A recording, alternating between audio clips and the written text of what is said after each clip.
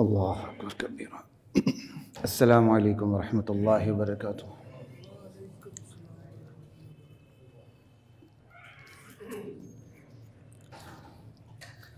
بسم اللہ والحمد للہ والصلاة والسلام علی رسول اللہ، اما بعد فاعوذ باللہ من الشیطان الرجیم، بسم اللہ الرحمن الرحیم۔ وَلَقَدِ اسْتُهْزِئَ بِرُسُلٍ مِّن قَبْلِكَ فَأَمْلَيْتُ لِلَّذِينَ كَفَرُوا ثُمَّ أَخَذْتُهُمْ فَكَيْفَ كَانَ عِقَابِ۔ سورہ الرعد ہی چل رہی ہے، انشاءاللہ اس کے آخری 2 رکوع ہیں، تو آج انشاءاللہ ان 2 رکوع کو اختتام تک پہنچاتے ہیں، اللہ تعالیٰ نے چاہا بفضل اللہ تعالی۔ گزشتہ جمعے جہاں بات ہماری ختم ہوئی تھی وہ یہی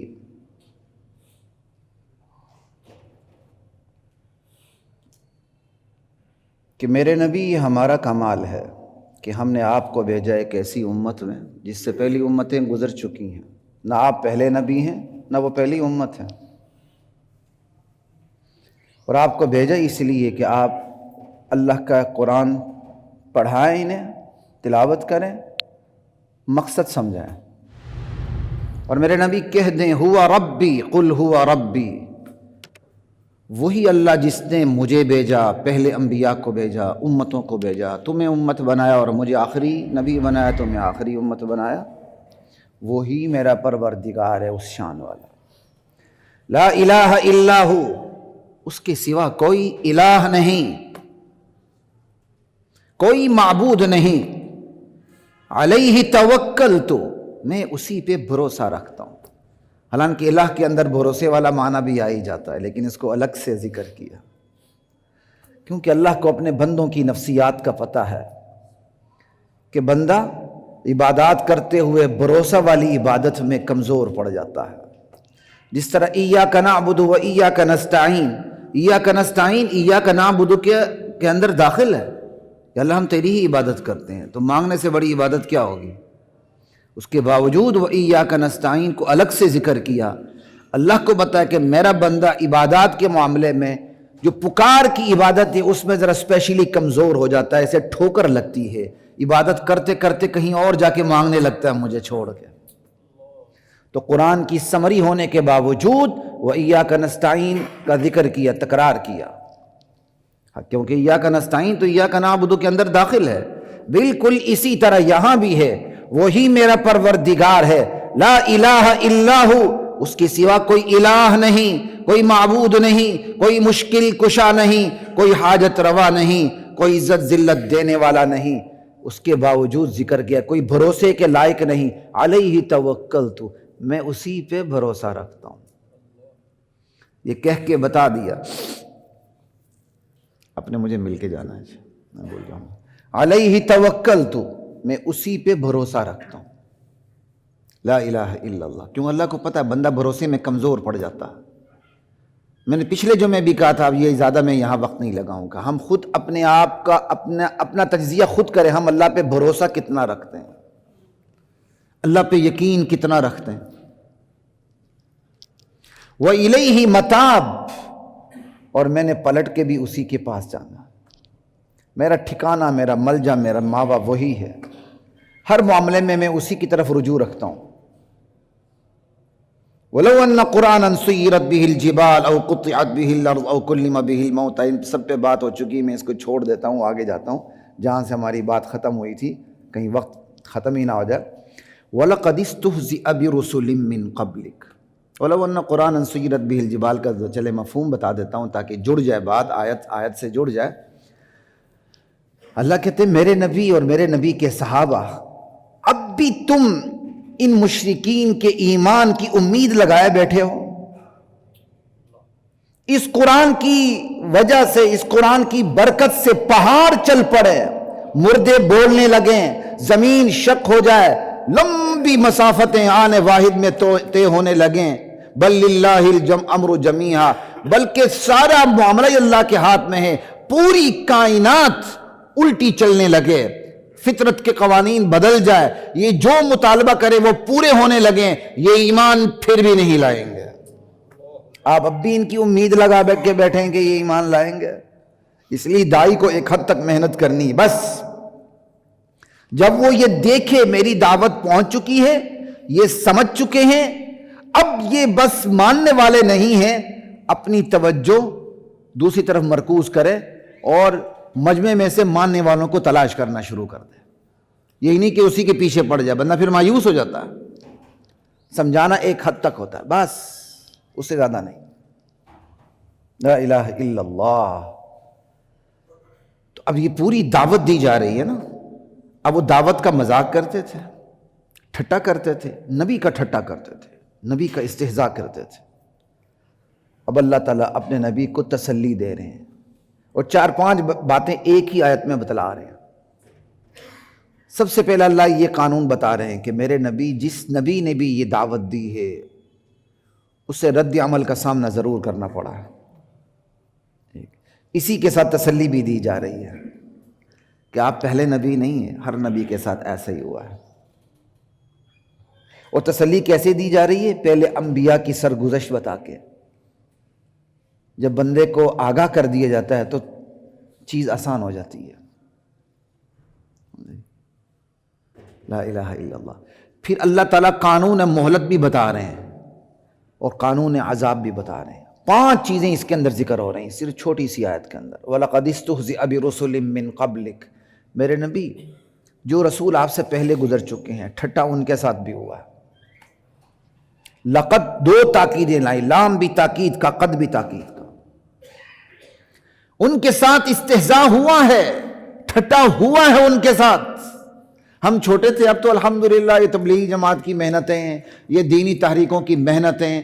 آپ کو تو اب ہر بڑے سے بڑے شعبے میں، مملکت کے حساس ترین شعبوں میں آپ دیکھیں، آپ کو وہاں دین کا نمائندہ نظر آئے گا. عمامہ لیا ہوگا، سر پہ پگڑی ہوگی، داڑھی ہوگی، سنت رسول کے مطابق اس کا لباس ہوگا. آپ کو ہر شعبے میں آپ نظر آئیں گے، ہر شعبے میں. یہ دینی تحریکوں کی محنت کے نتائج ہیں. ورنہ ایک وقت تھا، ایک بہت بڑی شخصیت نے مجھے خود بتایا کہ نماز پڑھتے ہوئے بھی افسران شرمایا کرتے تھے. ایک وقت تھا نماز کا وقفہ ہوتا ہی نہیں تھا. یہ تو شہید ضیاء کی باقیات میں سے کہتے ہیں نا، ضیاء کی باقیات. تو ضیاء کی باقیات میں یہ نماز کا وقفہ بھی شامل ہے جو سرکاری اداروں میں ہوتا ہے. ضیاء کی باقیات میں ہر کالونی میں جو مسجد بنتی ہے لازمی طور پر یہ بھی شامل ہے. یہ بھی یاد رکھیے گا. ضیاء کی پھر ساری باقیات شمار کرنی چاہیے. یہ بھی ضیاء کی باقیات ہیں، شہید ضیاء کی. لا الہ الا اللہ. تو بات کہاں سے کہاں پہنچ گئی؟ میں کس نقطے پہ بات کر رہا تھا، ذہن سے نکل گئی.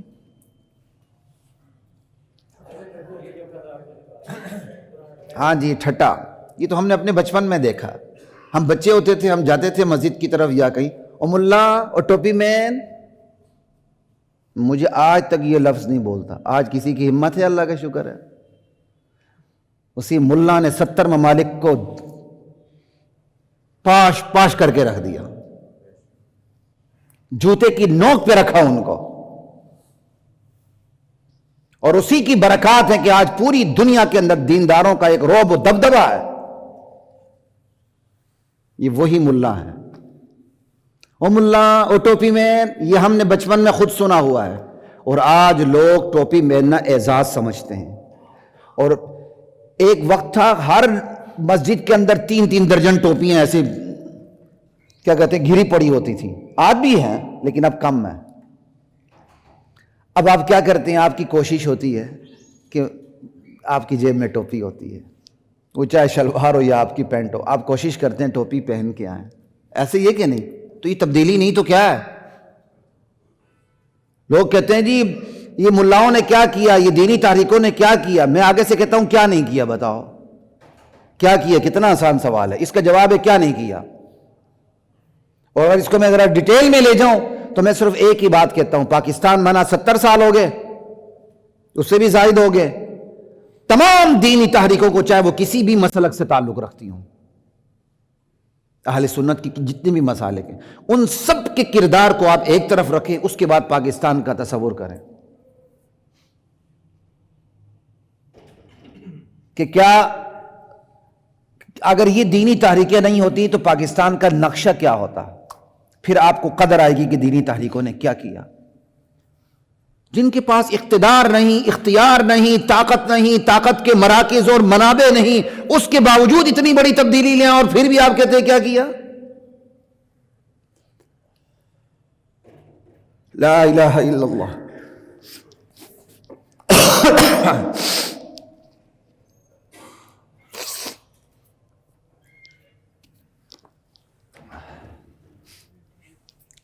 دیکھیں یار، یہاں تو پورا ڈبہ پڑا ہوتا ہے، پتہ نہیں کون سا لے جاتے ہیں. خبر صاحب لاتے ہیں، وہ میں تو ایک آدھی استعمال کرتا ہوں، سب چلے جاتے ہیں. لا الہ الا اللہ. ٹھیک ہے.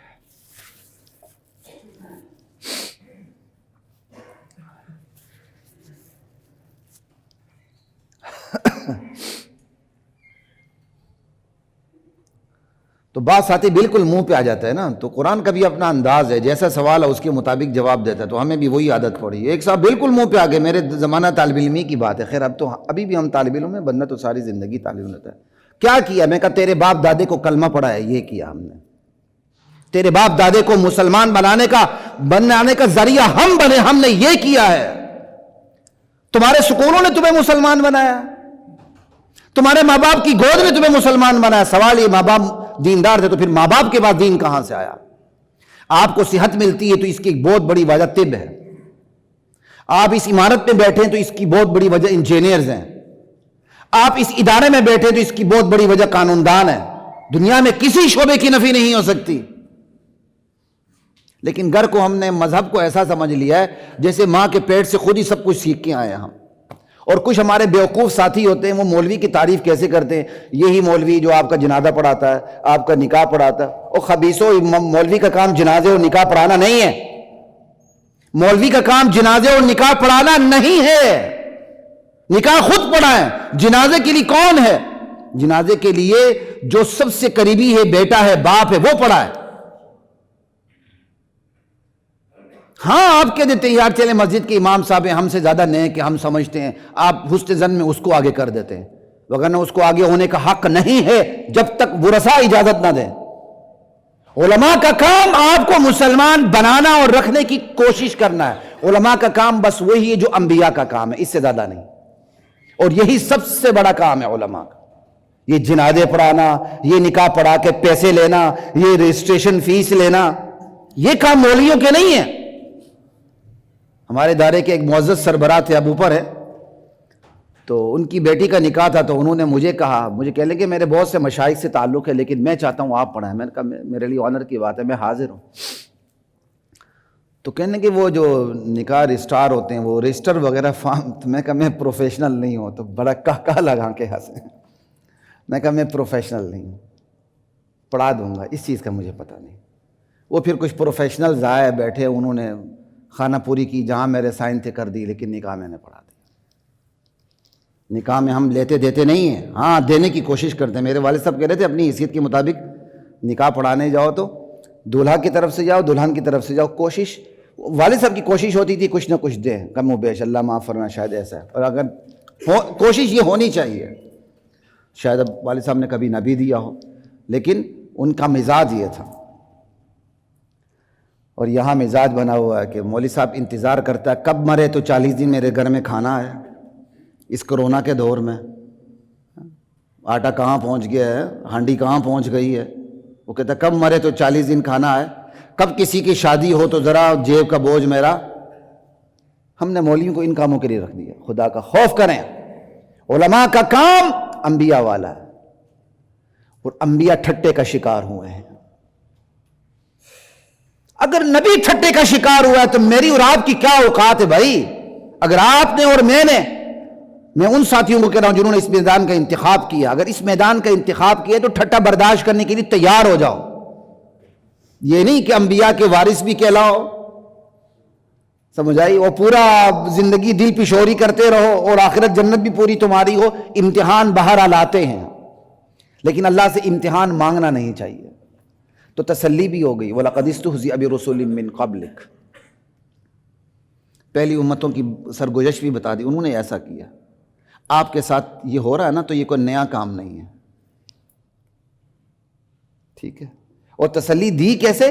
انبیاء کی سرگزشت بتا کے دی. آپ اپنے بیٹے کو تسلی دیتے ہیں، بیٹا کوئی بات نہیں، پڑھائی کرو، حاسدین کی پرواہ نہ کرو، جو اچھا کام کرتا ہے حسد ہوتا ہے اس کے ساتھ۔ آپ جب ایک سرگزشت بتاتے ہیں نا، معاشرے کی ریت بتاتے ہیں، تو آپ کے بیٹے کے لیے اس حسد کو برداشت کرنا آسان ہو جاتا ہے کہ معاشرے کی ریت یہ ہے کہ جو آگے بڑھتا ہے اس کے ساتھ حسد ہوتا ہے، لیگ پولنگ ہوتی ہے، بیٹا برداشت کرو، اس کے لیے آسان ہو جاتا ہے کہ نہیں؟ تو نبی کے لیے اسی طرح آسان ہو رہا ہے۔ قرآن کلام کرتا ہے انسانی نفسیات کو سامنے رکھتے ہوئے، انسانی نفسیات کی نبض پر جس طرح قرآن ہاتھ رکھتا ہے دنیا کی کوئی کتاب ہاتھ نہیں رکھتی۔ لا الہ الا اللہ۔ میں نے ایک دفعہ والد صاحب اللہ بخشے انہیں رحمہ اللہ تعالیٰ، میں نے شکایت کی ابو جان یہ ایسے ایسے حسد ہو رہا ہے، اس طرح کریں کہ ایسے یہ ہو رہا ہے، یہ ہو رہا ہے، یہ ہو رہا ہے، تو ذرا بھی انہوں نے کوئی اثر نہیں لیا۔ مجھے بڑے بڑے مالی نقصانات بھی ہوئے، میرے والد صاحب اثر نہیں لیتے تھے۔ عجیب ان کی طبیعت تھی۔ میں نے جب شروع میں مدرسے میں داخل ہوا، میں نے کچھ چیزیں بتائیں تو مسکرائے، کہنے لگے کہ اچھا ایسے ہو رہا ہے؟ میں نے کہا جی۔ کہتے اور پڑھو اور محنت کرو، یہ ان کا جواب تھا۔ کہتے اور پڑھو اور محنت کرو، آپ کے ساتھ حسد ہو رہا ہے، آپ اس میدان میں اور ترقی کریں، مثبت سوچیں۔ وہ کسی نے کہا ہے نا کہ آپ پر روڑے جب پھینکتا ہے، کوئی پتھر پھینکتا ہے تو ان پتھروں کو آپ پل بنائیں، نہ کہ سر کے اوپر لینٹر ڈلوائیں اپنا، اس کو آپ پل بنا کے چلیں۔ فَأَمْلَيْتُ لِلَّذِينَ كَفَرُوا۔ اب یہاں قانون مکافات اللہ بتا رہے ہیں، لیکن قانون مکافات سے پہلے قانون مہلت بتا رہے ہیں۔ ٹھٹا ہوا پھر کیا ہوا؟ اللہ کہتے ہیں ہم نے فوراً نہیں پکڑا، ڈیل دی۔ یہ ہے قانون مہلت۔ قانون مکافات عمل سے پہلے اللہ کا قانون مہلت کام کرتا ہے۔ اللہ فوراً نہیں پکڑتے، فوراً کلچ نہیں ڈالتے، فوراً گرفت نہیں کرتے، فوراً گچی نہیں پکڑتے، مہلت دیتے ہیں۔ وَأُمْلِي لَهُمْ إِنَّ كَيْدِي مَتِينٌ، میری تدبیر بڑی مضبوط ہے۔ کہ فَكَيْفَ كَانَ عِقَابِ، کہ مہلت دینے کے بعد جب میں نے پکڑا تو کیسا پکڑا تھا، دیکھو ذرا۔ فَكَيْفَ كَانَ عِقَابِ، پھر میری سزا کیسی تھی۔ أَفَمَنْ هُوَ قَائِمٌ عَلَى كُلِّ نَفْسٍ بِمَا كَسَبَتْ، بھلا وہ ذات جو ہر جان پہ کھڑی ہے اس کے اعمال کو لیے ہوئے۔ اللہ کس طرح اپنی تعریف کر رہے ہیں، بڑا وہ اللہ جو ہر نفس پہ کھڑا ہے اس کے اعمال کو لیے ہوئے، یعنی جو عمل کر رہا ہے اللہ کو پتا ہے۔ ان کی طرح ہو سکتا ہے جن کو یہ خبر بھی نہیں، جن کو یہ پکار رہے ہیں ان کے پاس تو یہ طاقت ہی نہیں کہ انہیں پتا ہو۔ تو جو ذات جس کو سب خبر ہے، بندہ جو کرتا ہے اللہ کو پتا، اوپر اللہ ہی کھڑا ہے، تو آگے جواب دے دیا کمن لیس ہوا کذالک، یہ جواب محذوف ہے۔ لیکن اللہ تعالیٰ نے یہ جواب دینا گوارا ہی نہیں کیا۔ وہ ذات جو اتنی برتر ہے، اس کا اتنا علم ہے، جو کرے اسے پتا ہوتا ہے، تو کیا وہ ان معبودوں کی طرح ہے، جھوٹے معبودوں کی طرح جنہیں ککھ پتہ نہیں ہوتا؟ لیکن یہ جو دوسرا جملہ ہے جنہیں ککھ پتہ نہیں ہوتا، ان معبودوں کی طرح قرآن ذکر ہی نہیں کرتا۔ یہ قرآن کا بلاغت ہے کہ قرآن کو اتنا ناگوار گزر رہا ہے کہ ان کا ذکر کرنا مناسب ہی نہیں سمجھ رہا۔ اور اس کی دوسری تفسیر، بھلا وہ ذات جو ہر جان پہ اس کے اعمال کو لیے کھڑی ہے، وہ سزا دیے بغیر رہے گی؟ وَجَعَلُوا لِلَّهِ شُرَكَاءَ، اور گناہ بھی پھر ان لوگوں کا ایسا ہے کہ اللہ کے شریک بنا رکھے ہیں۔ چھوٹا موٹا گناہ ہو تو اللہ معاف کرے، جبکہ شرک کو تو اللہ نے پہلے ہی ناقابل معافی جرم قرار دیا ہوا، اللہ ہرگز معاف نہیں کرے گا۔ جعلوا للہ شرکاء۔ اب اللہ تعالیٰ تین باتیں کر رہے ہیں، تین باتیں، تین وجوہات ان کے شرک کے اوپر، تین وجوہات کے بارے میں ان سے بات کر رہے ہیں۔ میرے نبی آپ ہی نے کہہ دیں قل سموہم، اللہ کو چھوڑ کے تم جن جن معبودوں کو پکارتے ہو اپنے مصائب میں، مشکلات میں، حاجات میں، بیماری میں، صحت میں، اللہ کو چھوڑ کے تم نے اللہ کے اختیارات جن کو دے رکھے اور اللہ کے در کو چھوڑ کر جن کے تم در پہ جاتے ہو، اگر تمہارے پاس دلیل ہے کہ اللہ نے ان کو اختیارات دیے ہیں تو ذرا ان ہستیوں کے نام تو بتائیں، کن کن ہستیوں کو اللہ نے اختیار دیا، ذرا نام تو بتاؤ، فلاں کو فلاں کو فلاں کو فلاں کو، قل سموہم، ذرا نام بتاؤ۔ کیا انداز ہے اللہ، تین باتیں اللہ یہاں کر رہے ہیں کہ تم یہ سمجھتے ہو کہ خدا نے اپنے اختیارات بانٹ دیے ہیں، ڈیوائیڈ کر دیے ہیں، فلاں بیٹا دے سکتا ہے، فلاں بیٹی دے سکتا ہے، فلاں عزت دے سکتا ہے، فلاں ذلت دے سکتا ہے، فلاں بیماری دے سکتا ہے، فلاں بیماری سے شفا یاب کر سکتا ہے۔ اچھے اچھے صوفیوں کی کتابوں میں کیا لکھا ہے؟ فلاں مزار فلاں دعا کے لیے بڑا تریاق ہے، انا للہ و انا الیہ راجعون، کمی بیشی معاف، اس قسم کا مضمون ہوتا ہے کہ فلاں حضرت کا مزار فلاں دعا کے لیے تریاق ہے، انا للہ و انا الیہ راجعون۔ اللہ کہتا میں شہرک سے قریب ہوں، اور ہم اللہ کو چھوڑ کر کہاں گھوم رہے ہیں؟ تریاق کس کو قرار دے رہے ہیں؟ چاہے کسی بھی سطح پہ قرار دے رہے ہوں، چاہے شرک کی سطح ہو یا بدعت کی سطح ہو۔ اللہ کہتے بس مجھے نام بتاؤ جن کو تم نے میرے اختیارات دیے، میرے در کو چھوڑ کے تم جن جن کے در پہ جاتے ہو، یا میرے در پر بھی آتے ہو ان کے در پر بھی جاتے ہو، ذرا نام لو، بائی نیم مجھے بتاؤ کون کون ہے۔ پھر بائی نیم بتانے کے ساتھ ساتھ میں نے ان کو اختیارات کیا دیے ہیں ذرا وہ بھی بتاؤ۔ سموہم کے اندر صفات بھی آتی ہیں، ذاتی نام اور صفاتی نام دونوں آتے ہیں، کہ بتاؤ ذرا ان کے پاس کیا کیا اختیارات ہیں۔ کسی کو ہم نے ایسا سخی بنا دیے کہ جو مانگو وہ دیتا ہے، کسی کو ہم نے ایسا خزانہ دینے والا بنا دیے کہ سارے خزانے اللہ نے اس کو دے دیے ہیں، کسی کو ہم نے ایسا ڈراوا بنا دیا ہے یہاں پیسے نہ ڈالو بابا پکڑ لیتا۔ انا للہ و انا الیہ راجعون۔ اللہ کہتے ہیں سموہم، مجھے نام بتاؤ، مجھے ان کی صفات بتاؤ۔ اور دوسری بات، ام تنبئونہ بما لا یعلم فی الارض، چلو یہ کر لو، یا تم اللہ کو اس چیز کی خبر دے رہے ہو جسے خود اللہ نہیں جانتا، تم اللہ کے شریک قرار دے رہے ہو کہ فلاں کو اللہ تعالیٰ نے اختیارات دی ہیں، اس کا مطلب تم اللہ کے شریک قرار دے رہے ہو، تو اللہ کو تو اپنے شریک کا پتہ ہی نہیں ہے۔ خدا کو اپنی زمین میں کسی اپنے شریک کا پتہ نہیں، پتہ اس لیے نہیں کہ شریک ہے ہی نہیں۔ یہ بلاغت کا اصول ہے، ایک چیز جو لازم ہو رہی ہو نا، لازم کی نفی کر کے ایک حکم کی نفی، ملزوم کی نفی ہو رہی ہوتی ہے۔ اب میں اگر اس بلاغت کے اصول کو عوامی زبان میں ذرا سمجھانا چاہوں تو آسان سی مثال میں تلاش کرتا ہوں۔ مثال کے طور پر آپ کہیں گے اگر پاکستان ایک ریاست ہے تو لامالا اس کے ہمسائے بھی ہیں، اگر اس کے ہمسائے ممالک سرے سے نہیں ہیں تو اس کا مطلب پاکستان ریاست ہی نہیں ہے، کیونکہ جو ریاست ہوگی اس کے ہمسائے ضرور ہوں گے۔ اگر پاکستان کے اب ہمسائے ضرور ہوں گے، ہمسائے لازم ہو گیا نا، تو پاکستان کی ریاست ملزوم ہو گئی۔ تو کسی چیز کی نفی اس طرح بھی کرتے ہیں، جو چیز اس کو لازم ہوتی ہے اس کی نفی کر دیں تو وہ نفی ہو جاتی ہے۔ اگر آپ کے پاکستان کا کوئی ہمسایہ ہی نہیں ہے، سرے سے نہیں ہے، تو اس کا مطلب آپ پاکستان کے وجود کی نفی کر رہے ہیں حقیقت میں، ایسے ہی نہیں۔ چلیے اس سے بھی اور آسان مثال دے دوں، آپ کہتے ہیں اگر وہ مرد ہے تو اس کے اندر یہ صفات ہوں گی، اگر وہ صفات ہے ہی نہیں تو وہ کیا ہے؟ مرد نہیں ہے۔ اگر مرد ہے تو پھر لازم ہے کہ اس کے اندر یہی علامتیں ہوں، اگر علامتیں جو لازم ہیں وہ نہیں ہیں تو وہ مرد نہیں ہے۔ بالکل یہ بلاغت کا اصول اس آیت کے اندر ہے۔ کیا تم اللہ کو اس چیز کی خبر دے رہے ہو جسے وہ اپنی زمین میں جانتا ہی نہیں؟ تو کیا مطلب جب اللہ جانتا نہیں تو وہ چیز ہے ہی نہیں، یہ ہے۔ اور اب تیسری بات، ام بظاہر من القول، یا تم بس منہ سے بکواس ہی کر رہے ہو جو تم شرک کرتے ہو۔ کب پہلی دو وجہ تو ہو نہیں سکتی، تم نام بھی نہیں بتا سکتے کہ اللہ نے کن کن کو شریک ٹھہرایا، تمہارے پاس کوئی دلیل نہیں، اور یہ بھی ممکن نہیں کہ کوئی شریک ہو اور اللہ کو پتہ نہ ہو، تو تیسری وجہ ہی رہ جاتی ہے کہ تم صرف منہ سے بکواس کرتے ہو کہ اللہ کا شریک۔ بظاہر من القول، منہ سے نکلی ہوئی باتیں، بیہودہ بات، بکواس جس کے پیچھے کوئی بھی لاجک دلیل نہ ہو، کام بظاہر من القول کا، بس یہ تیسری وجہ رہ جاتی ہے۔ اللہ نے سمجھانے کی کوئی کسر چھوڑی ہے؟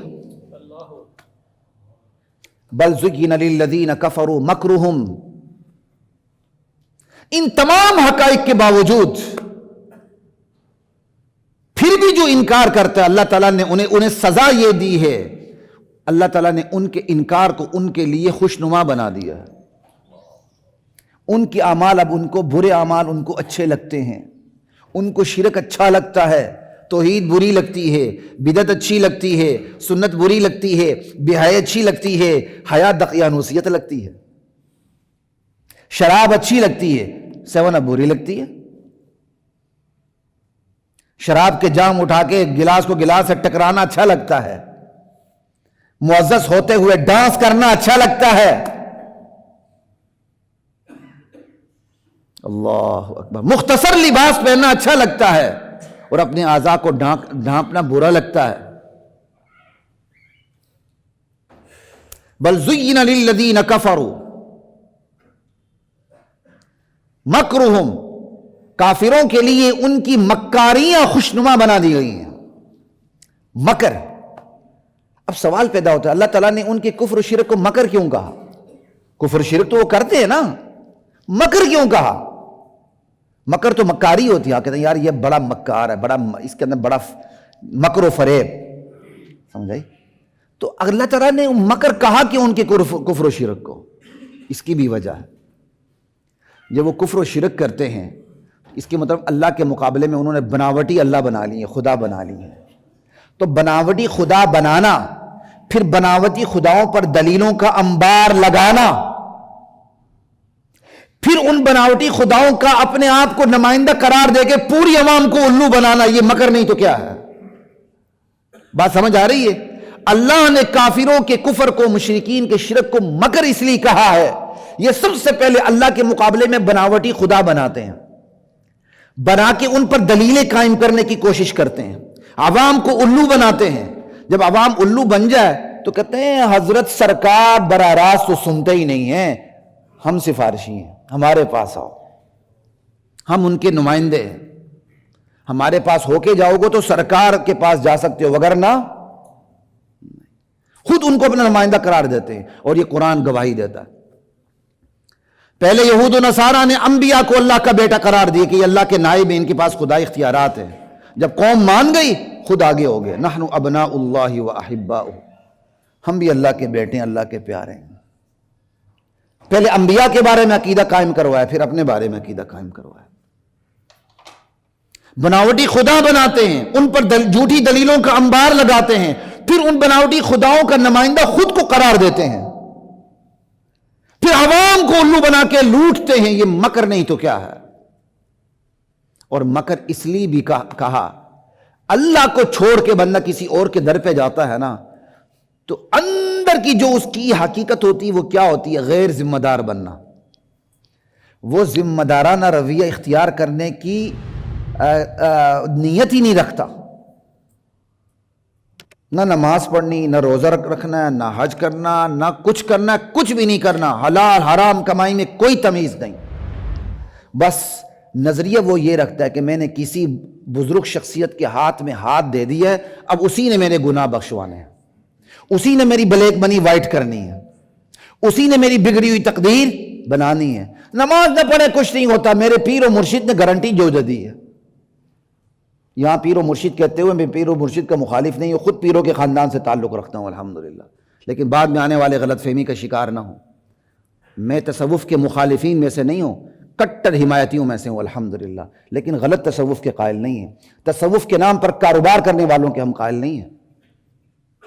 ہمارے ایک عجیب چال ہوتی ہے کہ یا سرے سے ہی جڑ سے اکھیڑ کے اچھی چیزوں کا بھی انکار کر دیتے ہیں، یا سب کچھ کو سینے سے لگا لیتے ہیں گن اور پاکی سمیت۔ نہ بھائی، آپ منڈی جا کے گندی اور اچھی سبزی کو الگ کرتے ہیں نا، تو خدا کے لیے یہ کام دین میں پہلے کریں۔ اللہ تعالیٰ نے آپ کو عقل اس لیے نہیں دی کہ سبزی کو اچھا اور برے کو الگ کریں، وہ بھی بعد میں اس کے لیے دی ہے، پہلے اس لیے دی آپ دین میں سے کھوٹے کھرے کو الگ کریں۔ بندہ اللہ کے در کو چھوڑ کے کسی اور در پہ جاتا ہے تو اندر کی سائیکی یہ ہوتی ہے کہ دراصل وہ غیر ذمہ دار بننا چاہتا ہے، وہ نماز پڑھے بغیر شارٹ کٹ چاہتا ہے، وہ حج کیے بغیر، حقوق اللہ کی ادا کیے بغیر، حقوق العباد ادا کیے بغیر، حلال حرام کمائی ایک کر کے وہ شارٹ کٹ چاہتے ہوئے آخرت کی زندگی بھی لینا چاہتا ہے۔ تو یہ مکر نہیں تو کیا ہے؟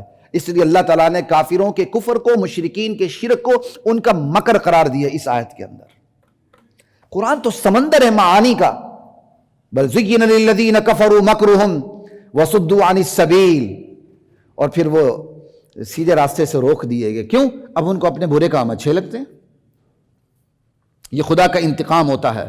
جب بندہ راہ راست پہ نہیں آتا اللہ اس کے برے راستے کو اس کے لیے خوشنما بنا دیتے ہیں. وَمَن يُضْلِلِ اللَّهُ فَمَا لَهُ مِنْ هَادٍ. اور جسے اللہ گمراہ کر دے پھر اسے ہدایت کون دے سکتا؟ لَهُمْ عَذَابٌ فِي الْحَيَاةِ الدُّنْيَا. ایسے لوگوں کے لیے دنیا کی زندگی میں بھی عذاب ہے. وَلَعَذَابُ الْآخِرَةِ أَشَقُّ. آخرت کا عذاب تو بالکل بہت ہی سخت تر ہے. وَمَا لَهُم مِّنَ اللَّهِ مِن وَاقٍ. ایسے لوگوں کو اللہ کے عذاب سے کوئی نہیں بچا سکتا. ہم کہتے ہیں ہمارے پاس ایسی ہستی ہیں جو بچا لیں گے. مسلمانوں کی شفاعت ہوگی، بدعقیدوں کی نہیں ہوتی ہے، مسلمانوں کی ہوگی. اور یہ جو مشرکین ہیں کافرین ہیں یہ کہتے ہیں نا ہم جو مرضی کریں ہم بخشائیں، یا ہم نبیوں کی اولاد ہیں یا نبیوں کی نسل میں سے ہیں، ہم جو مرضی کریں ہمیں معاف، ہمیں تو نماز ہی معاف ہے. ارے ہم تو اتنی بڑی قوم سے تعلق رکھتے ہیں، ہماری شادی تو کہیں اور ہوتی ہی نہیں ہے. انا للہ و انا الیہ راجعون. نبی کی 3 بیٹیاں تو بنو امیہ میں جائیں، 1 بیٹی بنو ہاشم میں جائے، اور ہم کہتے ہیں کہ ہماری بیٹی کہیں اور نہیں جا سکتی. اللہ اکبر. یہ ممبر والوں کا قصور ہے کہ ممبر نے آپ کے سامنے کہانیاں سنائیں، ابا جی کے خواب بیان کیے، آپ کے سامنے عقیدہ نہیں رکھا، آپ کے سامنے صرف اور صرف میٹھی میٹھی میٹھی میٹھی باتیں کی اور آپ کا ٹیسٹ بگاڑ کے رکھ دیا. اب جو حقیقت کی باتیں کرتا ہے کہتا ہے نہیں یہ قبول نہیں. اپنا ٹیسٹ ٹھیک کریں.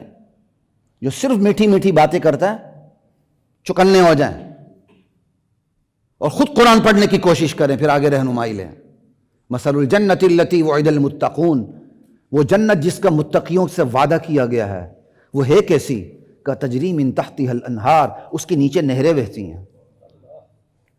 مفسرین اس کی تعویل کرتے ہیں، میں تو تعویل ہی نہیں کرتا ہوں. میں کہتا ہوں یہ جنت کا باغ ہے، ہمیں نظر آئے گا انشاءاللہ نیچے نہر جاری ہوگی، ہم اوپر بیٹھے ہوں گے. اللہ کے لیے کیا مشکل ہے؟ اکلھا دائم، جس کے پھل دائمی ہیں، وظلھا، جس کے سائے لازوال ہیں. تلک عقبی الذین اتقوا. ایسی شان والی جنت اہل تقوی کا مسکن ہوگی. اللہ مجھے اور آپ کو نصیب کرے. وعقبی الکافرین النار. اور ان حقیقتوں سے منہ موڑنے والے کافروں کا جو گھر ہوگا، مسکن، وہ آگ ہوگی، آگ. اللہ میری اور آپ کی حفاظت فرما. وَالَّذِينَ آتَيْنَاهُمُ الْكِتَابَ يَفْرَحُونَ بِمَا أُنزِلَ إِلَيْكَ. وہ لوگ جنہیں ہم نے کتاب کا علم دیا ہے، صحیح کتاب کا علم، چاہے وہ قرآن ہو، انجیل ہو، تورات ہو، زبور ہو، کوئی بھی کتاب ہو، جن کے پاس کتاب کا صحیح علم ہے، تو وہ لوگ اس وحی پر خوش ہوتے ہیں جو آپ پہ اتر رہی ہے.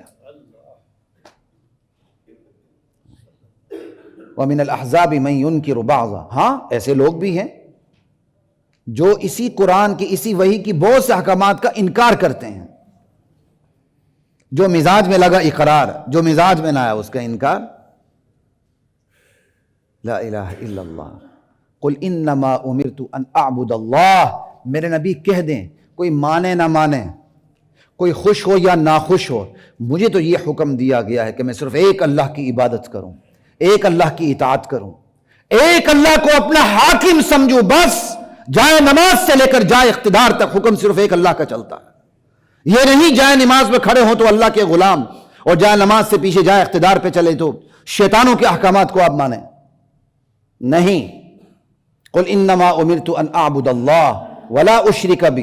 مجھے حکم دیا گیا، کوئی خوش ہو نہ خوش، کوئی مانے یا نہ مانے، میں تو ایک اللہ کی عبادت کروں گا، اطاعت کروں گا. اور مجھے روک دیا گیا کہ میں اللہ کے ساتھ کسی کو شریک ٹھہراؤں. الیہ ادعو. میں اسی کی طرف دعوت دیتا رہوں گا. وَإِلَيْهِ مَآبِ. مجھے اسی کی طرف پلٹ کے جانا ہے کل. وَكَذَلِكَ أَنزَلْنَاهُ حُكْمًا عَرَبِيًّا. اللہ کہتا ہے یہ ہماری شان ہے، یہ ہمارا کمال ہے. ہم نے قرآن جیسی کتاب اتاری، وہ بھی عربی میں اتاری، اور درخواست بنا کے نہیں اتاری، حکم بنا کے اتارا. ہم قرآن کو درخواست سمجھتے ہیں. آج ہم مجبور ہیں ممبر پر ہم درخواست کرتے ہیں، لیکن جو طاقت کے مراکز ہیں ان کو حکمت قرآن نافذ کرنا ان پر لازم ہے. اللہ کہتے ہیں ہم نے قرآن کو درخواست بنا کے نہیں اتارا، حکم بنا کے اتارا. حکم، آرڈر.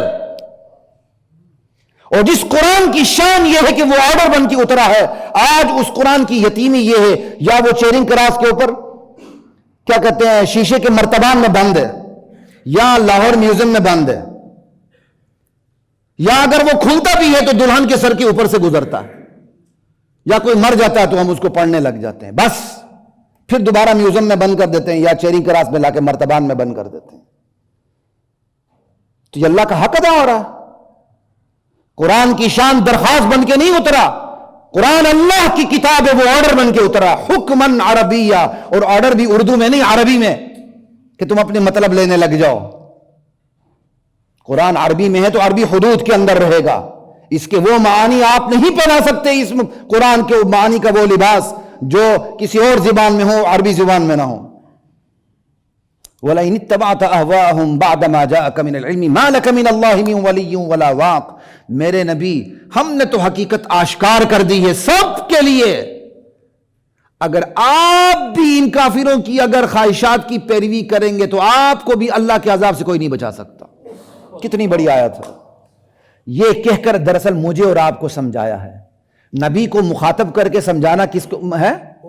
امت کو سمجھانا ہے کہ میرے نبی اگر آپ بھی ان کی پیروی کریں گے تو آپ کو بھی اللہ سے نہیں بچا سکتا کوئی۔ تو پھر ہم کس کھیت کی مولی ہیں؟ نبی کو مخاطب کر کے امت کو سمجھایا جا رہا ہے کہ یہ کتنا حساس ترین مسئلہ ہے۔ یہ ایسے ہی ہے جیسے کوئی حساس ترین منصب پہ بیٹھا ہو، ادارے کا سربراہ ہو، وہ کہے کہ اگر یہ کام غلط کروں میں بھی نہیں بچ سکتا، وہ یہ کہہ کر سب کو پیغام دے رہا ہوتا ہے کہ حساس ہو جاؤ، یہ حکم اتنا سخت ہے۔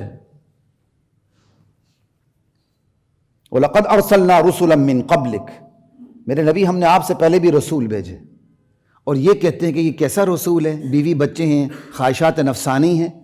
کہا ہم نے کوئی بھی نبی بھیجا ہے یہ چیزیں اس کے ساتھ رکھی ہیں، ہم نے نبیوں کو بیوی بچوں والا بنایا ہے۔ رسولا من قبلک، عموماً یہی اللہ کا طور طریقہ رہا ہے، تو بیوی ہونا، بچے ہونا، خواہشات ساتھ رہنا، یہ نبوت کے منافی نہیں ہے، یہ عین نبوت کے مطابق ہے۔ نبی انسانوں کے اندر میں سے ہوتا ہے، پھر اس سطح پر جاتا ہے معصومیت کی بلندی پر جہاں کوئی اور نہیں پہنچ سکتا۔ وَجَعَلْنَا لَهُمْ أَزْوَاجًا وَذُرِّيَّةً، ہم نے اس کے لیے بیوی بچے بنائے۔ اب بیوی بچے ہوں گے تو خوراک بھی ہوگی، خوراک ہوگی تو اس کے لیے پیسے بھی خرچ ہوں گے، اور اگر معاشرہ باقی تمام چیزوں کے خرچے اٹھاتا ہے تو پھر جو مذہبی فرائض ادا کرتے ہیں ان کے خرچے بھی اٹھانا کس کی ذمہ داری ہے؟ معاشرے کی ذمہ داری ہے۔ وزیر تنخواہ کہاں سے لیتا ہے؟ صدر مملکت کہاں سے لیتا ہے؟ ادارے کے لوگ اہلکار کہاں سے لیتے ہیں؟ معاشرے سے لیتے ہیں۔ اور جو معاشرے سے تنخواہ لیتے ہیں اس میں عادلانہ ٹیکس بھی ہے، ظالمانہ ٹیکس بھی ہے، غنڈہ ٹیکس بھی ہے، سب کچھ حلال حرام مکس ہے۔ اور جو مذہبی لوگوں کو آپ دیتے ہیں وہ تو بندہ کوشش کرتا ہے میں حلال ہی دوں، اور کوئی زبردستی کسی سے لے نہیں سکتا۔ یہ تو بن گیا تانا، اور جو عادلانہ ظالمانہ ٹیکس حرام حلال مکس وہ بن گئی شان۔ یہ کبھی پھر اس پہ بات کریں گے انشاءاللہ، اللہ تعالیٰ نے چاہا۔ وآخر دعوانا الحمدللہ۔